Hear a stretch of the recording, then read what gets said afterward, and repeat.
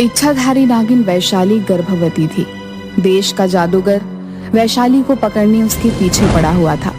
वैशाली को कुछ भी समझ नहीं आ रहा था कि वो क्या करे। उसके प्रसव का समय नजदीक आ रहा था। मेरे लिए अपने बच्चों को सुरक्षित रखना बहुत जरूरी है। इस राज्य की महारानी भी गर्भवती हैं। वो मेरी हालत को जरूर समझेंगे। अगर मैं उनके कक्ष में अंडे देती हूँ तो शायद ममता के कारण वो मेरी और मेरे बच्चों की सहायता करें।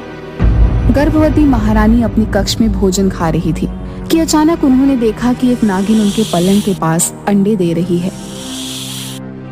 सैनिकों, यहाँ आओ और इस नागिन को मेरे कक्ष से दूर करो। सैनिकों ने नागिन के अंडों को उठाना चाहा। नागिन जोर जोर से सर पटकने लगी और मनुष्य की आवाज में नागिन महारानी से बोलने लगी, महारानी, मैं घायल हूँ, कुछ पलों की मेहमान हूँ, मेरे अंडों की सुरक्षा कीजिए, आप भी तो गर्भवती हैं। सैनिकों, इससे पहले कि ये मुझे और मेरे होने वाले बच्चे को नुकसान पहुंचाए, इसे और इसके अंडों को पूरी तरह से नष्ट कर दो। तुम्हें श्राप देती हूँ मैं, गर्भवती होकर भी ममता को नहीं समझी। तुम और कोई भी तुम्हारे बच्चे को नहीं छू पाएगा। मेरा सारा जहर तुम्हारी संतान में होगा, जिसका कोई काट नहीं। जैसे ही सैनिकों ने अंडों को नुकसान पहुंचाया, अचानक ही उन्हें तेज प्रसव पीड़ा होने लगी।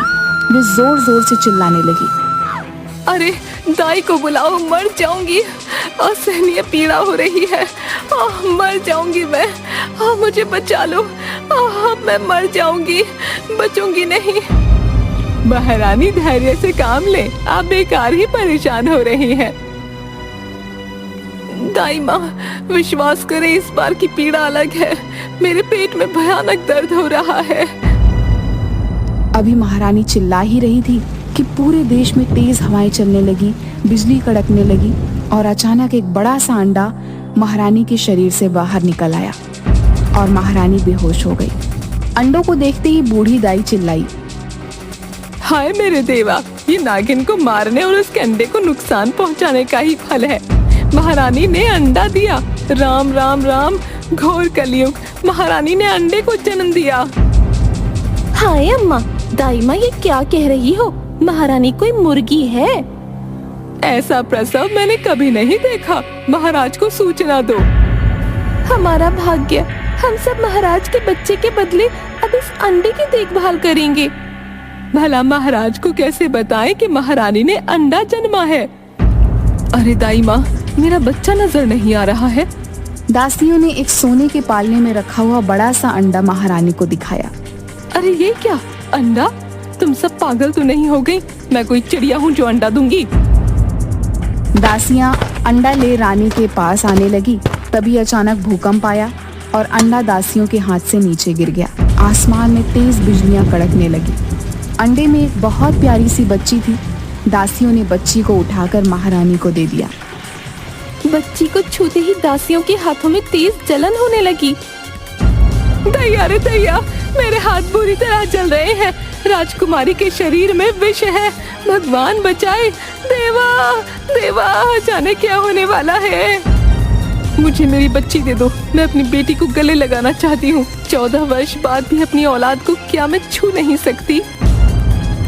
लेकिन जो भी बच्ची को उठाने जाता, जहर के कारण उसके हाथ जलन से भर जाते। महारानी जलन की परवाह न करते अपनी बेटी को अपनी गोद में ले लेती हैं। दासियों, तुम्हें समझ में नहीं आ रहा? महाराज को इस घटना की सूचना दो। है? हाँ जरूर, मैं महाराज को सूचना देकर आती हूँ। लक्ष्मी आई है महाराज, महारानी ने बेटी को जन्म दिया है। बहुत अच्छा। दासी कैसी है मेरी राजकुमारी? तुम इतनी डरी हुई क्यों हो? महाराज, राजकुमारी का शरीर विष से भरा है। उसे छूते ही विष का गंभीर असर होता है। दाई की बात सुनते ही ज्योतिषी पत्रिका देखने लगे, फिर जोर से चिल्लाए, सत्यानाश हो गया महाराज, अब प्रलय होगी। इस लड़की का जन्म संसार के लिए अशुभ है। ये तेज बिजलियों के कड़क और भूकंप इसके सूचक हैं। ये आप क्या कह रहे हैं? महाराज चिंता में डूब गए। नवजात राजकुमारी को सैनिक हाथों में दस्ताने पहनकर पकड़ते हैं और उसे एक कमरे में बंद कर दिया जाता है। सारे राज्य में प्राकृतिक आपदा के कारण धन जन की खूब हानि होती है। राज ज्योतिषी, आपकी बात सच हुई। आप ही समस्या का समाधान बताएं। महाराज, उसके लिए एक शीशे का महल बनवा दीजिए, जहां उसकी जरूरत की सब चीजें हों। उस पर हम सबकी नजर रहे और राजकुमारी को कष्ट भी ना हो। 3 साल के बाद राजकुमारी को वहीं रहना होगा। महाराज ने उसके लिए एक शीश महल बनवा दिया और उसका नाम वसुधा रखा। वो धीरे धीरे बड़ी होने लगी और 3 साल के होते ही शीश महल में उसे बंद कर दिया गया। राजकुमारी अब 15 वर्ष की हो गई। कोई साथी न होने के कारण वो बहुत उद्दंड हो चुकी थी। पिताजी, मैं भी दुनिया देखना चाहती हूँ, सबसे मिलना चाहती हूँ। आप मुझे इस कैद से आजाद कर दें। अब मुझसे यहाँ और नहीं रहा जाता। वसुधा, माना कि तुम राजकुमारी हो, पर तुम्हें कोई हक नहीं कि तुम प्रजाजनों को नुकसान पहुंचाओ। तुम बाहर आकर किसी को भी दर्द पहुंचा सकती हो। पिताजी, अब मुझे खुद को बस में रखना आ गया है। मैं किसी को नुकसान नहीं पहुंचाऊंगी। अगर ऐसी बात है तो तुम बाहर आ सकती हो। वसुधा बाहर आ गई और महल में घूमने लगी। अचानक वसुधा ने देखा एक बकरी महल के सरोवर में डूब रही है। वसुधा उसे बचाने के लिए सरोवर में कूद पड़ी, किंतु उसके स्पर्श से ही सरोवर का पानी नीला हो गया और विष के प्रकोप से बकरी मर गई। तुम्हें शीश महल में ही रहना होगा जब तक तुम्हारी बीमारी का तोड़ नहीं मिलता। हम तुम्हारे लिए किसी को खतरे में नहीं डाल सकते। अगर तुम बिना आज्ञा बाहर निकली तो तुम्हें इसकी सजा भुगतनी पड़ेगी। राजकुमारी को पिता की बात बहुत बुरी लगी। उसे उदास देखकर महाराज बोले, तुम जानती हो वसुधा, हम तुम्हें बहुत प्रेम करते हैं, लेकिन हमें तुम्हारी और अपनी प्रजा की भी चिंता है। अगर कुछ भी हुआ तो बेटा, ये सब किसी के लिए भी अच्छा नहीं होगा। लेकिन पिताजी, इन सब में मेरा क्या कसूर? मुझे ही ये सब क्यों सहना पड़ रहा है? मैं जानती हूँ आप मुझे कोई प्रेम नहीं करते, क्योंकि आपको अभी मेरी कोई जरूरत नहीं है। लेकिन जिस दिन आपको मेरी जरूरत पड़ेगी, उस दिन तो आपको मुझे यहाँ से निकालना ही पड़ेगा। महाराज के दोनों बड़े भाई राजकुमारी को देखने महल आए। चाचा, आप दोनों को देखकर बहुत खुशी हुई। मेरा दिल आपके गले लगने को कर रहा है। क्या आप मुझे अपने गले नहीं लगाएंगे? क्यों नहीं वसुधा, लेकिन महाराज ने हमें ऐसा करने से मना किया है।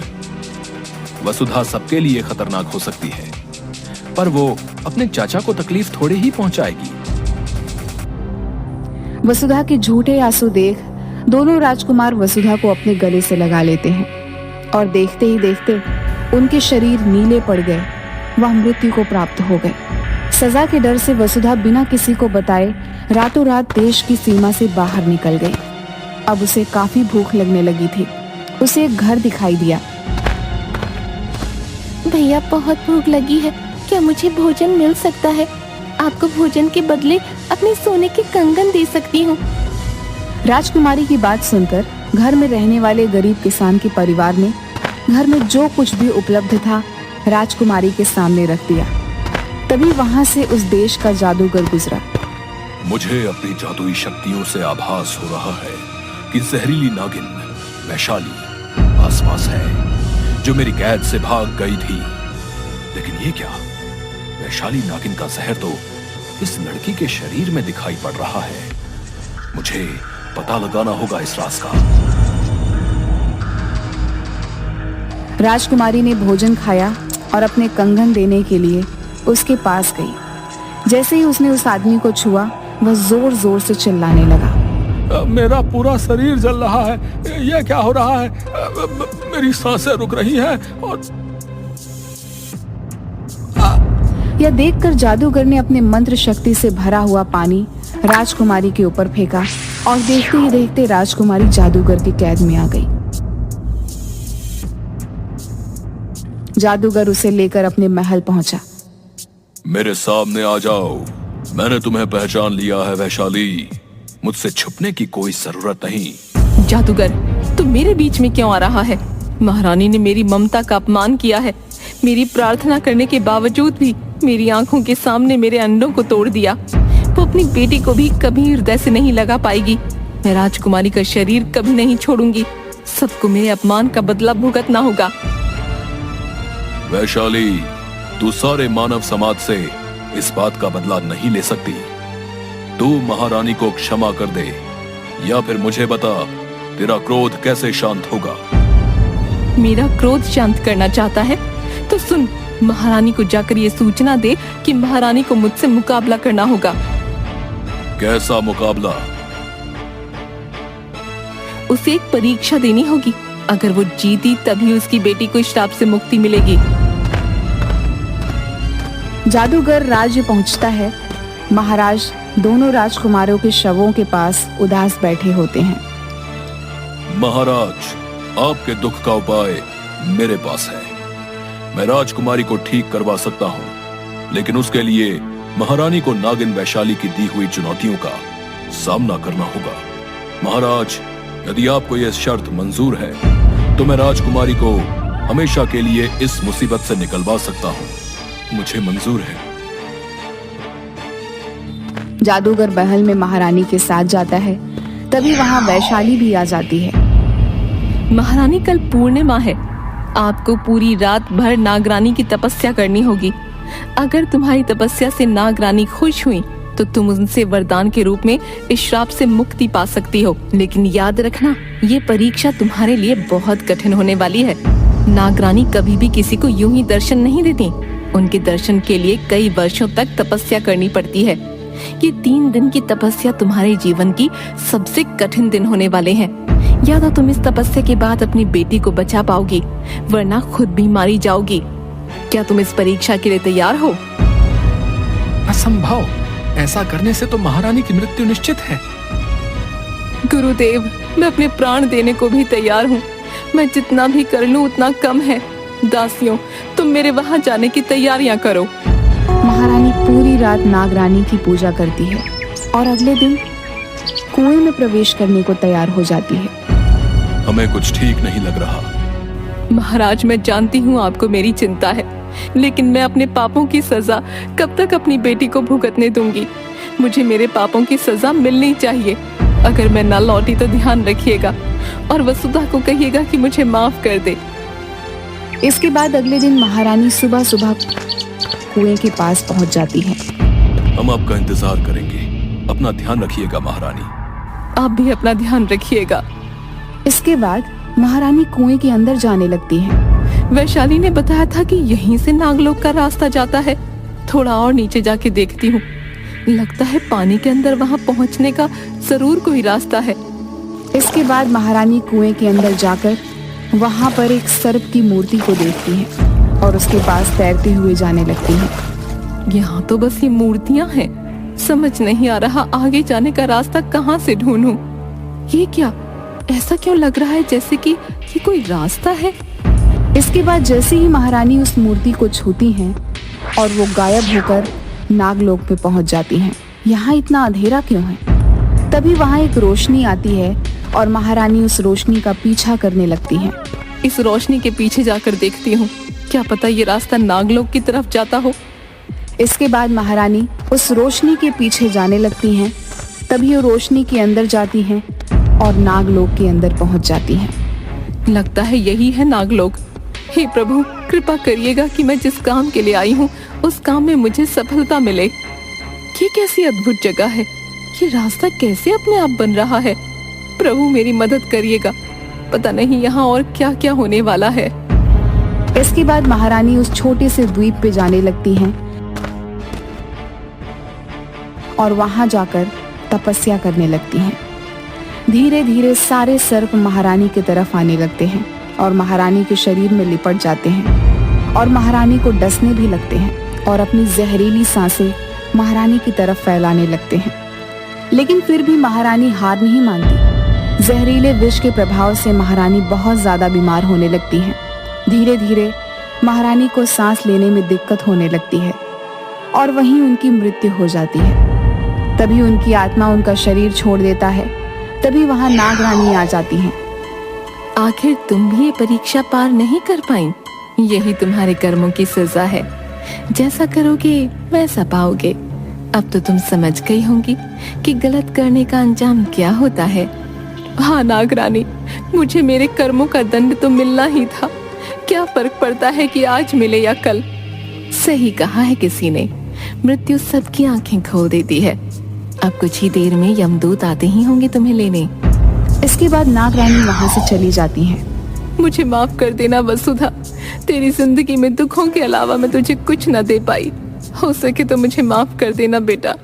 काश भगवान मेरी जिंदगी के बदले तुम्हें जीवन दे दे। तभी वहां नागरानी आ जाती हैं। उठो पुत्री। आप? हाँ, आखिरकार तुम ममता का सही मतलब सीख ही गई हो। मुझे खुशी हुई ये जानकर कि हर चीज की एक कीमत होती है पुत्री। अब चुनाव तुम्हारा है, किसकी जिंदगी बचाना चाहती हो, अपनी या अपनी बेटी की? नागरानी, आज तक मैंने उसे सिर्फ दुखों के अलावा कुछ नहीं दिया। आज अगर अपनी जिंदगी का मोह रखूंगी तो जी न पाऊंगी कभी। मेरी बेटी को एक खुशियों भरी जिंदगी का वरदान दे दो माँ, ताकि उसने जितना सहा है उसकी भरपाई हो सके। मैं जहाँ भी रहूंगी खुश रहूंगी। ठीक है, तुम्हारी बेटी को सदैव खुशियों से भरी जिंदगी का मैं वरदान देती हूँ। तुम आखिरी बार अपनी बेटी से मिल सकती हो, लेकिन वो तुम्हें देख नहीं पाएगी। रानी माँ, एक विनती है आपसे। बोलो वैशाली। आपने ही कहा था ना, जिंदगी के बदले जिंदगी। महारानी की जिंदगी के बदले मेरी जिंदगी ले लीजिए। अपनी संतानों को खोकर वैसे भी जिंदगी जीने का कोई उद्देश्य समझ नहीं आता। खुद तो अपनी संतान का सुख न पा सकी, कम से कम किसी को वो सुख देकर दिल का एक बोझ तो कम कर ही सकती हूँ। तुम सच में महान हो वैशाली, मैं तुमसे बहुत प्रसन्न हूँ। जाओ और अपनी नई जिंदगी शुरू करो। तुम जल्द ही माँ बनोगी और वो बनेगी हमारे साम्राज्य की नई नागरानी। ये मेरा वरदान है तुम्हारी बेटी के लिए। और महारानी, तुम भी जाओ और अपने परिवार वालों के साथ एक नई जिंदगी शुरू करो। इसके बाद नागरानी वहां से चली जाती हैं। मुझे माफ कर देना वैशाली, मैं तुम्हारे सामने जितनी माफी मांग लूं उतनी कम है। हो सके तो मुझे माफ कर देना। आज से लेकर तुम्हारे प्रसव तक तुम हमारी जिम्मेदारी हो। तुम हमारे ही राजमहल में रहोगी। तुम्हारी देखभाल करके अपने पापों को कुछ कम करना चाहूंगी, मना मत करना। ठीक है, मुझे खुशी है कि तुम्हें अपनी गलती का पछतावा है। इसके बाद महारानी अपने राजमहल पहुंच जाती हैं और वहां वसुधा भी ठीक हो चुकी थी। इसके बाद सब वहां खुशी खुशी से रहने लगते हैं।